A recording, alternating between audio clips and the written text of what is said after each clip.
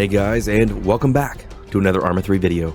In this video, I'm going to be going over Volume 4 of my personal top 5 single-player mods and scenarios.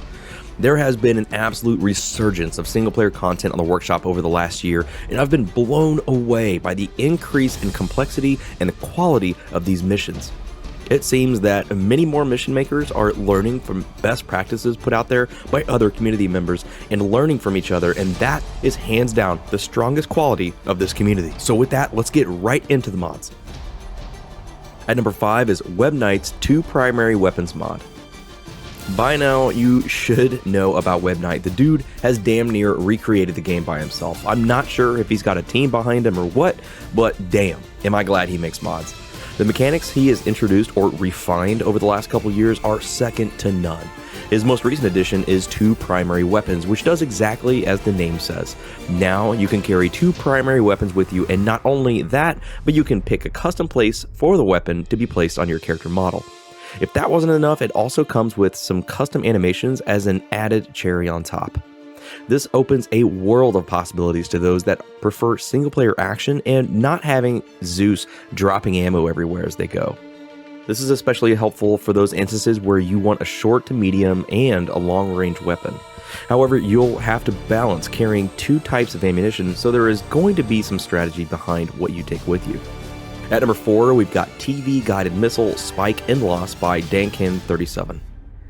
I don't think I've seen a more unique style of guidance for a missile in Arma 3 yet. This mod is a ton of fun to use. The mod introduces multiple guided rockets for the vanilla shoulder-fired weapons and vehicles, but I've not been able to find the vanilla scalpels yet.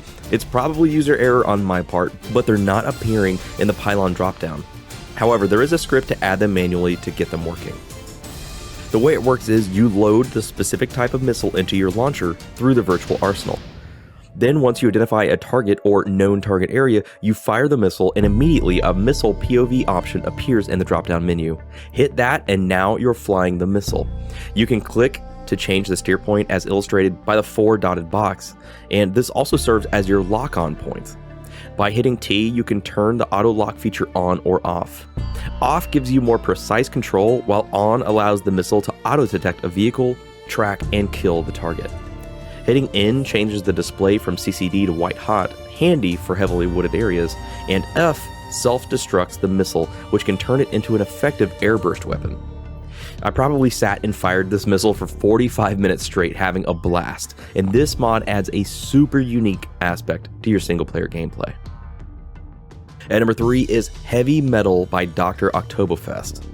Heavy Metal is the 3rd episode of a campaign created by the Doctor and is without a doubt the best in the lineup so far. I was completely blown away by how well produced the cutscenes in the mission were, and they really helped establish the story and lore. Set in 2034, following the Oreo Castro disaster, UN forces are sent in to investigate possible NATO involvement. You are Captain Julian Nizan, a tank commander and UN member.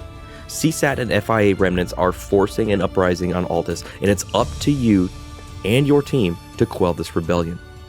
This mission is not an easy one, as there are tons of ambushes and traps in place to snag you and your armored column up.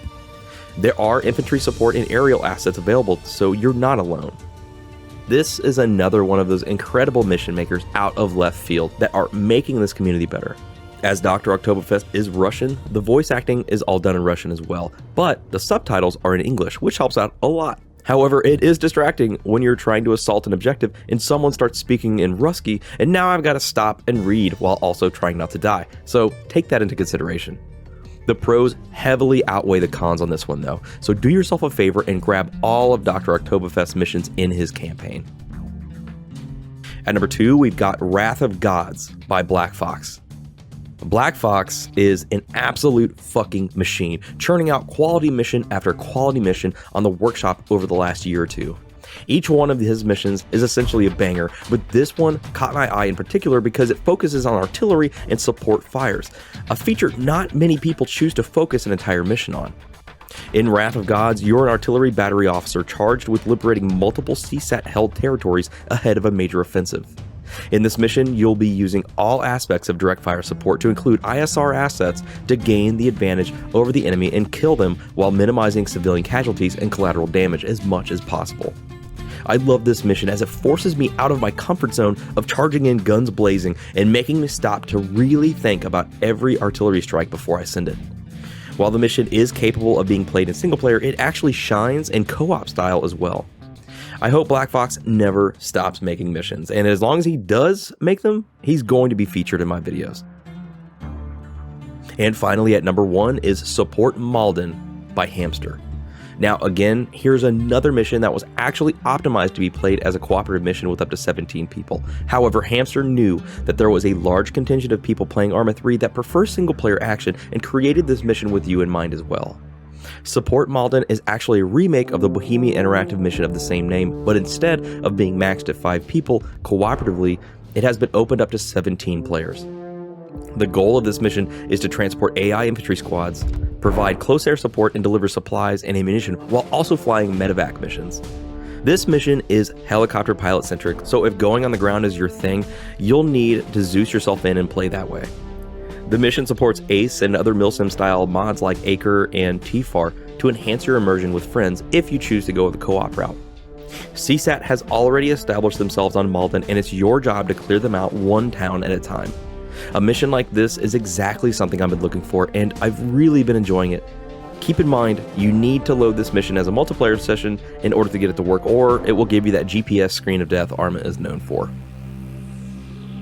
Well guys, that's all I've got for this video. Thank you again for joining me. I hope you found a new mod to use, and if this was just a rundown of mods you've used before, let me know in the comments below and hit me with some new mods and missions that you think the community should know about. As always, I gotta give props to my base as fuck patrons. Thank you so much for helping me keep my Discord and Arma 3 server alive and running. I couldn't do it without you guys, honestly. And I'd like to thank you, the viewer, for watching, commenting, liking, and subscribing.